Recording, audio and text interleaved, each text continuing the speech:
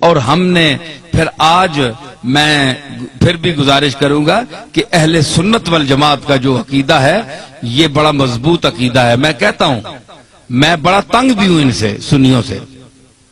میں کھلا آدمی ہوں, میں کوئی ڈرتا نہیں ہوں کسی سے. زندگی موت اللہ کے ہاتھ ہے, اللہ کے ہاتھ ہے, کوئی نہیں مار سکتا. جب اس کا حکم ہوگا تو مریں گے,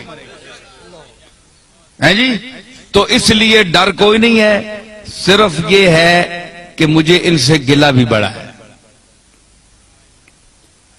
کہ یہ سمجھتے ہیں کہ ہمارے مسلک کی ترجمانی کی جائے تو ہماری ساری ان باتوں کو مان لیا جائے جن کا ہمارے پاس ثبوت نہیں ہے, اور ہم نے اپنی طرف سے گھڑ کر اس کو دین میں شامل کر لیا ہے. ان کو بھی مانو تب سنی ہو, یہ میں نہیں مانتا. ٹھیک ہے, چاہے بریلوی حضرات تنگ ہوں, چاہے کوئی بھی تنگ ہو. کئی لوگ کہتے ہیں جناب تم اپنا مذہب بتاؤ کہ تم بریلوی ہو, دیوبندی ہو, شیعہ ہو, اہل قرآن ہو, تبلیغی ہو, کیا بلا ہو. بھائی کبھی بریلویوں کی تعریف کرتے ہو, کبھی ان کو دھر لیتے ہو, کبھی دیوبندیوں کی تعریف کرتے ہو, کبھی ان کو دھر لیتے ہو, کبھی شیعہ کی تعریف کرتے ہو, کبھی ان کو دھر لیتے ہو. تم یہ چکر کیا ہے, تم ہو کیا؟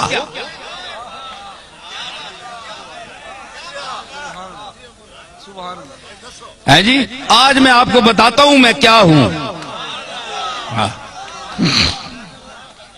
دیکھیں صاحب, یہ ان کا سوال بجا ہے کہ یہ سارے لوگ ان کی تعریف کرتے ہیں, اور کبھی جو بہت خوش ہوئے ہوتے ہیں وہ دیوبندی بھی کہتے ہیں یار یہ تو ہمارا آدمی ہے, یہ دیوبندی ہے. وہ دوسرا خطاب سنتے ہیں, وہ کہتے ہیں تب تن کے رکھ چھوڑیا سسا. بریلوی کہتے ہیں جناب یہ ہمارا ہے, تو دوسرا خطاب سنتے ہیں اس میں کوئی ان کی بات ہوتی ہے, ان کو دھر لیتا ہوں, وہ کہتے ہیں یہ گیا, یہ تو کچھ بھی نہیں ہے, ہمارا تو نہیں ہے. شیعہ کہتے ہیں اہل بیت کی تعریف اس سے بڑھ کر کسی نے کی نہیں, کبھی ان کو بھی کوئی چٹکی لگا دی, وہ کہتے ہیں یار ہمیں بھی ہماری خبر بھی لے گیا.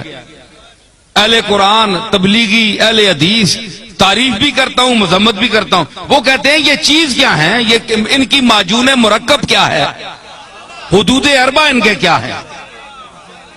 تو میں گزارش کروں, بات یہ ہے کہ میرا کوئی ذاتی مذہب نہیں ہے, نہ آپ کا کوئی ذاتی مذہب ہونا چاہیے.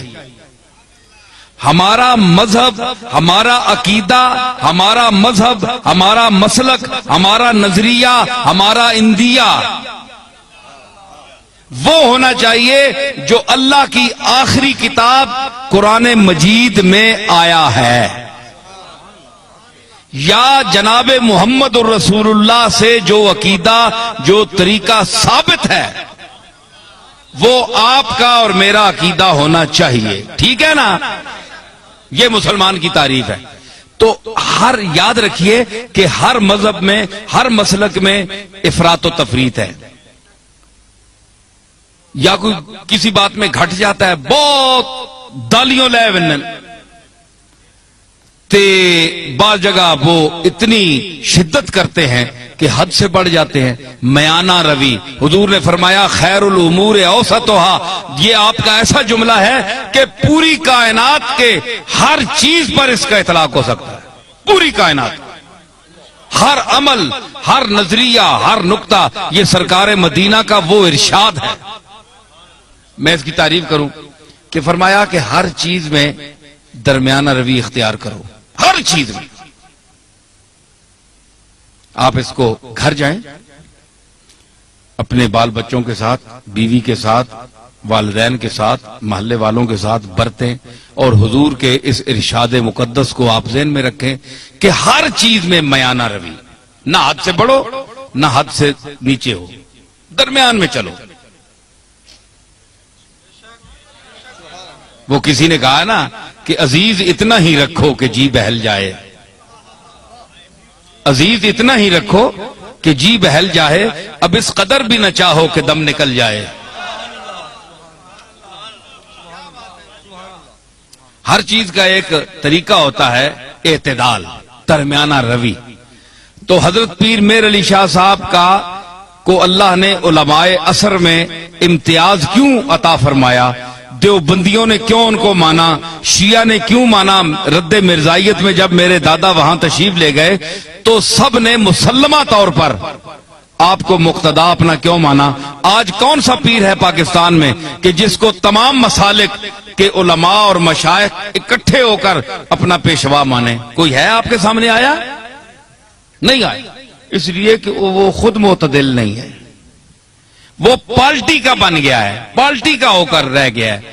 اس نے کہا ہے کہ اگر میں شیعہ ہوں تو میں نے شیعہ کی حمایت کرنی ہے، چاہے شیعہ غلط ہے میں نے شیعہ کو ثابت کرنا ہے، دیوبندی ہے تو اس نے کہا میں نے دیوبندیوں کو ثابت کرنا ہے چاہے وہ غلط ہی کریں، بریلوی ہیں ان کو میں نے ثابت کرنا ہے چاہے غلط ہی کہیں، میں نے ان کی تائید کرنی ہے۔ پیر میر علی شاہ صاحب میں یہ خوبی تھی کہ اللہ نے ان کو علم وافر کے ساتھ عقل سلیم بھی عطا کی تھی، اور وہ میانہ روی اور اعتدال حضور کے اس ارشاد کو سامنے رکھتے ہوئے کہ خیر الامور اوسطھا، کہ ہر چیز میں میانہ روی اختیار کرو، حدوں نہ ودو تے حدوں لو بھی نہیں، تھلے بھی نہ ہو جو اے تکو نا اے ترکڑی تول لینا تولتے ہیں نا تے او جی وچ لوہا ہونا ہے اساں تکنا ہے دکاندار پہ یہ ایتھے بالکل جس لئے انجا آونجے نا سدھا اس ویلے تولا جو برابر ہونا، انصاف نہیں ترازو بیچ ہے جی۔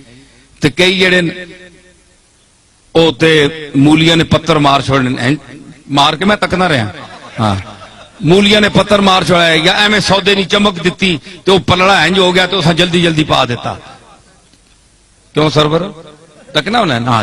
اچھا تو مطلب ہے کہ دھوکہ دے دیا، چکر دے دیا، تو مطلب یہ ہے کہ وہ سودا وہاں جاتا نہیں پورا، صرف ٹچ کر کے اس کو نیچے کر کے چکر دے کے چلے جاتے ہیں۔ لیکن جو سمجھدار گاہ کو اس کو پتا ہے کہ جب یہ بالکل تول میں صحیح آئے گا نا، انصاف پہ آئے گا، نہ ادھر جھکاؤ ہوگا نہ ادھر ہوگا، تو پھر صحیح تلے گا۔ اس کو کہتے ہیں اعتدال، درمیان میں، نہ ادھر نہ ادھر۔ تو آپ بتائیں کہ سودا وہ صحیح تلتا ہے نا جو اعتدال پر ہو، جسے اس کے آنے جی ترکڑی نہ ہو، کنڈا صحیح تولتے درمیان کھلوتا ہوئے اور صحیح سودا تلنا ہے۔ پیر میر علی شاہ صاحب کے میزان علم پر وہ کنڈا جو صحیح ہے اس پر ہر وہ سودا تلتا ہے، اور جو غلط ہو زائد ہو وہ ادھر ادھر ڈول بننا ہے، ختم ہو بننا ہے۔ لوگ آ رہے جناب پیر صاحب عجیب آدمی ہے، کسی کو انہوں نے کافر نہیں کہا، کسی کو مشرک نہیں کہا، کسی کے خلاف فتویٰ نہیں دیا، سب کو کہتے ہیں مسلمان ہیں، لیکن یہ ذرا ٹھیک کر لو، یہ ٹھیک کر لو، یہ غلط ہو تم، یہ غلط ہو، یہ ذرا ٹھیک ٹھاک کر لو، باقی تم ٹھیک ہو۔ پیر میر علی شاہ صاحب یہی کہتے ہیں نا۔ تو ہمارے یہ آج کے بعض بریلوی حضرات یہ کہتے ہیں جناب کہ انہوں نے اتنا علم ہونے کے باوجود انہوں نے کیوں کسی کو کافر نہیں کہا، دیوبندیوں کو کافر کیوں نہیں کہا پیر میر علی شاہ نے، اتنا بڑا عالم ہے، اور دوسرے لوگوں کو کیوں نہیں کہا؟ بھائی کوئی کفر کی بات سامنے آئے تو کافر کہیں، ان کی تصانیف آپ پڑھیں تو یہ اتفاق کے ساتھ بالاتفاق یہ بات جو ہے یہ آپ ذہن میں رکھیں کہ چاہے بریلوی ہو، چاہے دیوبندی ہو، شیعہ ہو، کوئی بھی ہو، اگر اس کے دل میں اس کے زبان سے ایسا جملہ نکلتا ہے جو رسول اللہ صلی اللہ تعالی علیہ وسلم کی گستاخی پر مبنی ہے، وہ حضور کو لوگوں کی نظروں سے گرانا چاہتا ہے، وہ دائرہ اسلام سے خارج ہے۔ ٹھیک ہے، باقی ہمارے بزرگوں کو نہ ماننے والا کافر نہیں ہوتا، ٹھیک ہے نا جی، ہمارے بزرگوں کو نہ مانے، کوئی داتا صاحب کو نہ مانے، وہ اللہ خود ہی منوا لے گا، وہ خود ہی پکڑے گا۔ اگر اللہ کے مقبولوں کے ساتھ کوئی زبان درازی کرتا ہے تو اللہ بڑا غیرت مند ہے، وہ نہیں چھوڑتا۔ اس نے کہا تھا بس تجربہ کر دیم دری دیر مکافات، با درد کشاں ہر کے در افتاد بر افتاد۔ حافظ نے کہا کہ ہم نے اس دائر مکافات میں بڑا تجربہ کیا ہے، یہ دائر مکافات ہے نا، بدلہ یہی مل جاتا ہے انسان کو، جو کسی کا حق دبائے، جو یتیموں کا مال کھائے، کتنے گیا وہ شکیل؟ ٹھیک ہے خلیل، ٹھیک ہے نا؟ تو مطلب ہے آپ کے علاقوں میں بھی ایسی چیزیں ہیں کہ جو غریبوں کا مال کھاتے ہیں، یتیموں کا مال کھاتے ہیں، اور ان کے یتیم رشتہ دار جو ہیں وہ دوسروں کے مدرسوں میں پلتے ہیں جا کر. سمجھ آئی؟ تو یہ فرمایا کہ وہ لوگ یاکلون فی بطونہم الا النار، وہ کھاتے ہیں اپنے پیٹوں میں انگارے، بھر رہے ہیں انگارے، آگ کے انگارے جو یتیم کا مال کھاتے ہیں. ٹھیک ہے نا؟ تو کہتے ہیں انہوں نے کیوں نہیں فتویٰ لگایا؟ بھائی فتویٰ انہوں کا دیکھیں، جو رسول اللہ کی گستاخی کرے گا، حضور کو کے متعلق، اور سب سے وہابیوں کے جو سربراہ ہیں، اپنا نہیں کیا نام ہے، ابن تیمیہ، وہ ان کے بھی جد اعلیٰ ہے. تو مطلب ہے عقیدے میں جد اعلیٰ ہے. تو ابن تیمیہ جیسا آدمی، اس نے لکھا کہ ایک ہے کپڑے کا میلا ہونا، ایک ہے حکارت سے کوئی گئی سٹ ہے ایویں ترکیا میلا ہے، ذہن میں اس کو حقیر کہے، ذہن میں یہ عقیدہ رکھے کہ میں اس کی حکارت کر رہا ہوں. ایک یہ ہے کہ حضور علیہ الصلوۃ والسلام کی کملی جو ہے، آپ کا جبہ یا ہر وہ کپڑا جو آپ کے جسم اقدس سے مس ہوا، لگ گیا، ایک بار لگا یا کئی بار لگا، تو اس کو وہ شرف حاصل ہے کہ دنیا میں کسی چیز کو وہ شرف حاصل نہیں. ٹھیک ہے؟ تو اگر وہ میلا بھی ہو سکتا ہے نا، گرد و غبار تو پڑتی ہے، وقت کا گزرنا اس کو گل جاتا ہے، پرانا ہو جاتا ہے. تو اگر کوئی شخص، یہ ابن تیمیہ لکھ رہے ہیں، تو کہتا ہے کہ اگر کوئی شخص میلا سمجھ کر کہے یار یہ تو بہت میلا ہو گیا، پرانا ہے، غالباً آپ کا استعمال شدہ ہے، وقت بھی گزر گیا، چلو یہ تو ٹھیک ہوگی.